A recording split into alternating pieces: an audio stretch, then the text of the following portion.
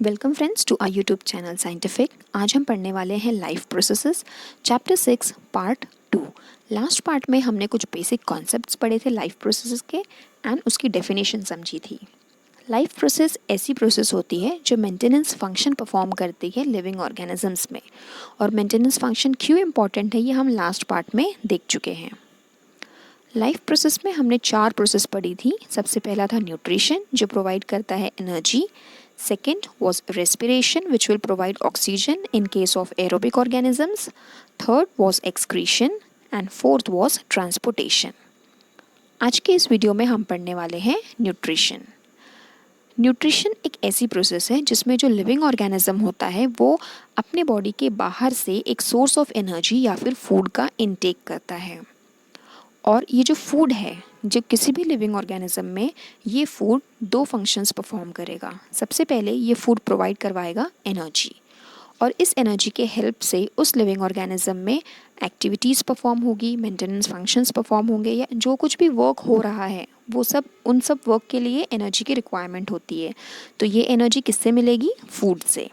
Second function जो ये food perform करता है ये प्रोवाइड करवाता है मटेरियल्स, और इस मटेरियल के हेल्प से उस ऑर्गेनिज्म में ग्रोथ होती है, development and they synthesise proteins and other substances. तो ये बेसिक फंक्शंस हुए फूड के जो हर लिविंग ऑर्गेनिज्म में वो परफॉर्म करेगा। इसके अलावा और भी फंक्शंस होते हैं बट वो वैरी करते हैं विद द लिविंग ऑर्गेनिज्म।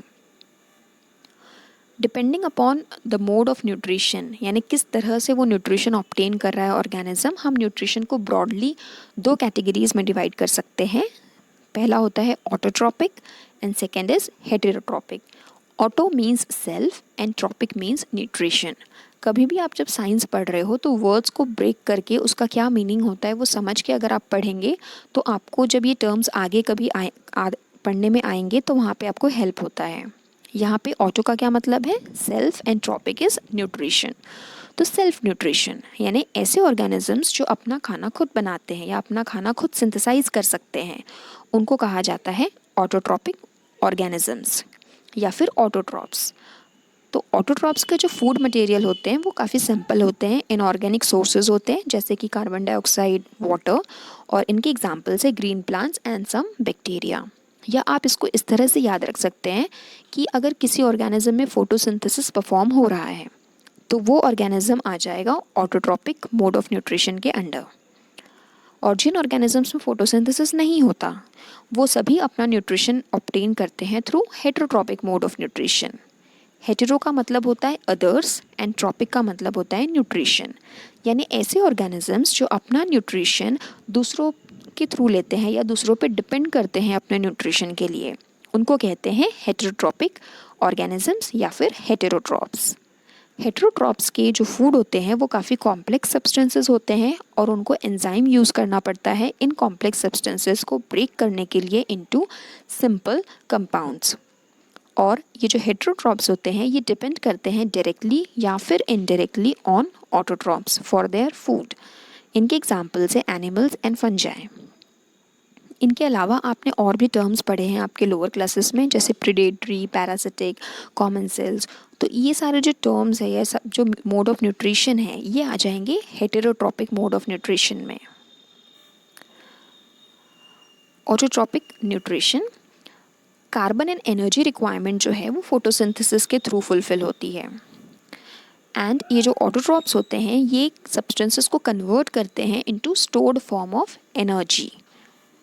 तो उसके लिए इनको मटेरियल्स का इंटेक करना होगा, वो होता है carbon dioxide and water, and they convert this carbon dioxide and water into carbohydrates, oxygen and water. और ये जो प्रोसेस है, क्योंकि ये प्रोसेस सब में तो नहीं हो रही है, जो बाकी ऑर्गेनिजम्स हैं उनमें तो फोटोसिंथेसिस नहीं हो रहा है, मतलब कार्बन डाइऑक्साइड और वाटर तो हमारे भी अराउंड में प्रेजेंट है बट हम लोग फोटोसिंथेसिस नहीं परफॉर्म कर पाते हैं, क्योंकि फोटोसिंथेसिस के लिए 2 फैक्टर्स बहुत इंपॉर्टेंट है। एक है सनलाइट, तो सनलाइट तो हम हमारे लिए भी अवेलेबल है, still we can not do photosynthesis, क्योंकि जो सेकेंड इंपॉर्टेंट फैक्टर है जो कि है क्लोरोफिल, वो हमारे पास नहीं है, वो हेटेरोट्रॉप्स में एब्सेंट होता है। क्लोरोफिल सिर्फ प्रेजेंट होता है ऑटोट्रॉपिक ऑर्गेनिजम्स में। तो क्लोरोफिल एंड सनलाइट के प्रेजेंस में carbon dioxide and water convert हो जाता है into carbohydrates, oxygen and water में। इसे कहते हैं फोटोसिंथेसिस। इसका इक्वेशन कुछ इस तरह से लिखा जाता है। ये एक बैलेंस्ड इक्वेशन है ऑफ फोटोसिंथेसिस, जहाँ पे कि 6 molecules of carbon dioxide, 12 molecules of water in the presence of chlorophyll and sunlight आपको देंगे या कन्वर्ट करेंगे into C6H12O6 जो कि है glucose, plus 6 molecules of carbon dioxide and 6 molecules of water। यहाँ पर इस इक्वेशन में जो कुछ भी लिखा हुआ है ये सब कुछ इम्पॉर्टेंट है। अगर आप यहाँ पे कुछ भी मिस करेंगे तो आपके मार्क्स यहाँ पे डिडक्ट हो सकते हैं। अब यहाँ पे आप इक्वेशन में देख सकते हैं कि जो प्रोडक्ट है वो है ग्लूकोज, बट अगर प्लांट या फिर कोई autotrophic organism excess amount of glucose अगर बना लेगा जिसकी उसको अभी फ़िलहाल रिक्वायरमेंट नहीं है, तो वो क्या करता है, उस ग्लूकोज को स्टोर कर लेता है in the form of starch, उसको स्टोर करके रखता है। जैसे हमारे पास अगर एक्सेस मनी है तो हम क्या करेंगे, उसको बैंक में सेव करके रखते हैं, जितना हमारे पास रिक्वायरमेंट है हम उतना हमारे पास रखते हैं खर्च करने के लिए, बट अगर एक्सेस है तो हम उसको सेव करके रखते हैं, कहीं पे अच्छी जगह पे संभाल के रख देते हैं। उसी तरह से प्लांट भी करता है, जब जितनी ग्लूकोज की रिक्वायरमेंट है उतना वो उसको यूज़ कर लेगा या अपने प्लांट बॉडी में ट्रांसपोर्ट कर देगा यूज़ करने के लिए, और जो एक्सेस है उसको स्टार्च बना के वो सेव कर लेता है। और ह्यूमन के केस में क्या होता है कि जो ग्लूकोज है, एनिमल्स के केस में अगर एक्सेस ग्लूकोज है तो वो उसको स्टोर करता है in the form of glycogen.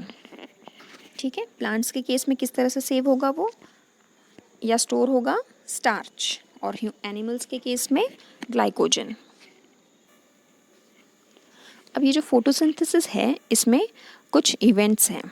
सबसे पहला है absorption of light energy by chlorophyll. जो क्लोरोफिल होता है प्लांट में वो क्या करता है, लाइट को एब्जॉर्ब करता है। Then conversion of light energy to chemical energy and splitting of water molecules into hydrogen and oxygen. यानी वो जो लाइट एनर्जी है उसका कन्वर्शन किस में हो जाएगा, केमिकल एनर्जी में, और वो वाटर मॉलिक्यूल स्प्लिट होगा या ब्रेक होगा हाइड्रोजन और ऑक्सीजन में। थर्ड इवेंट है reduction of carbon dioxide to carbohydrate, यानी जो CO2 है वो किस में कन्वर्ट हो जाएगा, कार्बोहाइड्रेट्स में। रिडक्शन आपने चैप्टर 1 में पढ़ा है, ऑक्सीडेशन एंड रिडक्शन रिएक्शंस। तो रिडक्शन के केस में क्या होता है, एडिशन ऑफ हाइड्रोजन या फिर रिमूवल ऑफ ऑक्सीजन। तो यहाँ पे हाइड्रोजन ऐड हो रहा है, इसलिए ये रिएक्शन किस टाइप की हो गई, reduction. Reduction of carbon dioxide होगा, हाइड्रोजन ऐड होगा उस CO2 में और वो बन जाएगा कार्बोहाइड्रेट। अब यहाँ पे जो सीक्वेंस है, जो इवेंट्स है, उसका सीक्वेंस इम्पॉर्टेंट नहीं है, क्योंकि बहुत सारे लिविंग ऑर्गेनिजम्स में जो सीक्वेंस है वो फॉलो नहीं होता है। जैसे कि कोई डेजर्ट प्लांट है तो वो क्या करेगा, वो कार्बन डाइऑक्साइड जो है वो रात में लेके रख लेगा अपने पास, और जब उसको सनलाइट अवेलेबल होगी वो उस टाइम पे फोटोसिंथेसिस की जो पूरी प्रोसेस है वो उस टाइम पे परफॉर्म करेगा। यानी डिपेंडिंग अपॉन वाटर की अवेलेबिलिटी कैसी है या सनलाइट की अवेलेबिलिटी कैसी है, ये प्रोसेस का जो सीक्वेंस है वो आगे पीछे हो सकता है। तो इस तरह से फोटोसिंथेसिस होती है। सनलाइट है, प्लांट जो है वो एब्जॉर्ब करेगा, या हम कह सकते हैं मोर स्पेसिफिकली क्लोरोफिल इसको एब्जॉर्ब करेगा सनलाइट को, और फिर वो उसको और वाटर कहाँ से आ रहा है, फ्रॉम सॉइल, रूट्स उसको एब्जॉर्ब करेंगे वाटर को, और वाटर और carbon dioxide in the presence of sunlight and chlorophyll convert हो जाएगा कार्बोहाइड्रेट्स एंड ऑक्सीजन में। और वो कौन सा कार्बोहाइड्रेट होगा, ग्लूकोज। अगर एक्सेस ऑफ ग्लूकोज हो जाएगा तो वो बन जाएगा या स्टोर हो जाएगा in the form of starch. अब हम कंपोनेंट्स देख लेते हैं फोटोसिंथेसिस के। सबसे पहला कंपोनेंट है क्लोरोफिल। ये एक लीफ है, इसका अगर हमने एक क्रॉस सेक्शन लिया, यानी एक छोटा सा पोर्शन उसको कट किया लीफ को, जैसे आप केक है, अगर हम केक बाहर से अपीयरेंस में अलग होता है और जब आप उसको कट करते हो तो अंदर की सारी लेयर्स नज़र आती है, जहाँ से आपने कट किया अगर आप उसको वहाँ से देखोगे तो आपको उस केक की सारी लेयर्स नज़र आएगी। उसी तरह से ये लीफ है, बहुत थिन है, उसका जो लीफ है तो बहुत थिन है, बट स्टिल अगर आप उसको कट करते हैं और अगर हम उसको माइक्रोस्कोप में देखेंगे तो इस तरह का हमको क्रॉस सेक्शन नज़र आएगा। वो जितना थिन लीफ है उसमें भी इतने कंपोनेंट्स या इतने पार्ट्स होते हैं। तो यहाँ पे आपको इस क्रॉस सेक्शन वाले डायग्राम में बहुत कुछ याद रखने की ज़रूरत नहीं है, सारी लेबलिंग।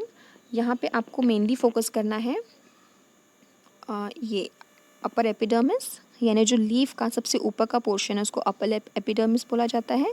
ये है लोअर एपिडर्मिस, जो सबसे लास्ट की लेयर है नीचे की, वो हो गई लोअर एपिडर्मिस। यहाँ पर क्लोरोप्लास्ट, ये जो आपको स्ट्रक्चर्स नज़र आ रहे हैं ये क्या है, क्लोरोप्लास्ट। और यहाँ पे देखिए ये है स्टोमा। बस ये 4 लेबल आपको याद रखने हैं। और ये जो क्लोरोप्लास्ट है, इस क्लोरोप्लास्ट में क्या होता है, क्लोरोफिल। और क्लोरोफिल का क्या फंक्शन है कि वो सनलाइट को एब्जॉर्ब करेगा। सेकेंड कंपोनेंट है फोटोसिंथेसिस का, कार्बन डाइऑक्साइड।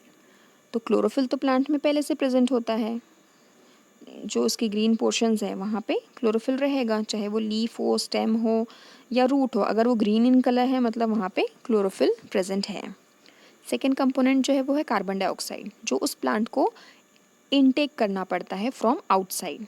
तो ये जो पिक्चर है ये है स्टोमा की। अभी हमने पिछले स्लाइड में देखा था कि लीफ के लोअर एपिडर्मिस में क्या प्रेजेंट है, स्टोमा।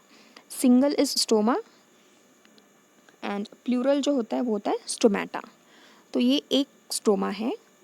ये स्टोमा क्या करता है, कार्बन डाइऑक्साइड का इनटेक या फिर उसको बाहर जाने में हेल्प करता है। स्टोमा के थ्रू एक्सचेंज होता है गैसेस का। ये देखिए ये स्टोमा है, stoma opening and stoma closing.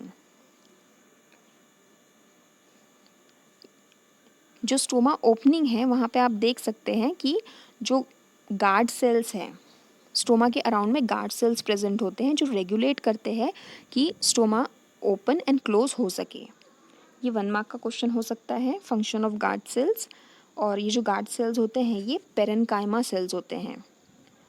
इनका जो सेल टाइप है वो कैसा है, ये पेरेन्काइमा सेल्स हैं। ये गार्ड सेल्स स्टोमा को ओपन एंड क्लोज करने में हेल्प करते हैं। अगर गार्ड सेल्स ने वाटर एब्जॉर्ब कर लिया तो वो स्वेल हो जाएगा और स्टोमा ओपन हो जाएगा। और अगर उसमें से वाटर रिलीज हो गया तो वो गार्ड सेल्स श्रिंक हो जाएंगे और स्टोमा क्लोज हो जाएगा। तो ये स्टोमा के थ्रू क्या होगा, एक्सचेंज ऑफ गैसेस, यानी कार्बन डाइऑक्साइड और ऑक्सीजन। 2 गैसेस है मेनली जिनकी रिक्वायरमेंट होती है या जो रिलीज होते हैं ड्यूरिंग फोटोसिंथेसिस। कार्बन डाइऑक्साइड का इनटेक होगा और रिलीज होगा ऑक्सीजन। तो वो एक्सचेंज होगा वहाँ पे, कार्बन डाइऑक्साइड अंदर आएगा, ऑक्सीजन बाहर जाएगा। रेस्पिरेशन में उल्टा होता है, वो हम पढ़ेंगे आगे।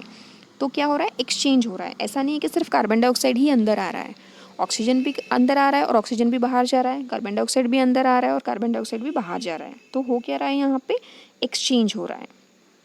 और ये जो स्टोमा है ये सिर्फ लीफ पे प्रेजेंट नहीं होते हैं, ये प्रेजेंट होते हैं स्टेम में, रूट्स में भी, ठीक है। लेकिन हम लीव्स में ही क्यों ज़्यादा पढ़ते हैं, क्योंकि जो मेजॉरिटी ऑफ एक्सचेंज है, यानी हम बोल सकते हैं कि अगर जितना भी टोटल एक्सचेंज हो रहा है उसमें बहुत बहुत ज़्यादा परसेंट जो एक्सचेंज है वो कहाँ हो रहा है, लीव्स में। लेकिन आपको याद रखना है कि ये स्टेम और रूट्स में भी होता है, क्योंकि कॉम्पिटिटिव एग्ज़ाम्स में क्वेश्चंस इसी तरह से आ सकते हैं कि जैसे आपको 4 ऑप्शंस दे देंगे और फिर बोलेंगे कि कहाँ से गैसियस एक्सचेंज नहीं होगा। तो बच्चों को सिर्फ ये याद रहता है कि लीव्स में स्टोमा प्रेजेंट होता है, तो वो स्टेम, रूट, अगर ऐसा कोई ऑप्शन दूसरा उनको दिखता है तो वो उसको भी उनको लगता है कि वो वहाँ पे नहीं होगा गैसियस एक्सचेंज, और वो गलत आंसर टिक करके आ जाते हैं। तो आपको यहाँ पे याद क्या रखना है कि स्टोमा सब जगह स्टेम और रूट में भी प्रेजेंट होता है, बट सबसे ज़्यादा एक्सचेंज होता है लीव्स में। और ये स्टोमा का फंक्शन इस तरह से क्यों है, क्यों उनको क्लोज और बंद होना है, क्योंकि इस स्टोमा के थ्रू क्या होगा, लॉस ऑफ वाटर भी हो सकता है। तो अगर जो प्लांट है, जैसे डेजर्ट प्लांट है, वहाँ पे पानी तो बहुत कम होता है, तो अगर ये स्टोमा हमेशा ओपन रहेगा तो प्लांट ने जितना जो कम पानी प्रेजेंट है सॉइल में, जो थोड़ा बहुत उसने एब्जॉर्ब किया था, वो तो उसके स्टोमा के थ्रू वहाँ से इवॉपरेट हो जाएगा। तो वो उस पानी के लॉस को, वाटर के लॉस को प्रिवेंट करने के लिए ये स्टोमा क्या हो जाते हैं, क्लोज हो जाते हैं। तो यहाँ स्टोमा के थ्रू क्या होगा या स्टोमेटा के थ्रू क्या होगा, exchange of gases. Third component है वाटर। और जो वाटर है हमने लास्ट वीडियो में भी, लास्ट स्लाइड में भी पढ़ा है कि जो वाटर है वो प्लांट के रूट्स एब्जॉर्ब करेंगे फ्रॉम सॉइल। आज के लिए इतना ही। नेक्स्ट वीडियो में हम हेटरोट्रॉपिक मोड ऑफ न्यूट्रिशन पढ़ने वाले हैं। तब तक के लिए थैंक यू।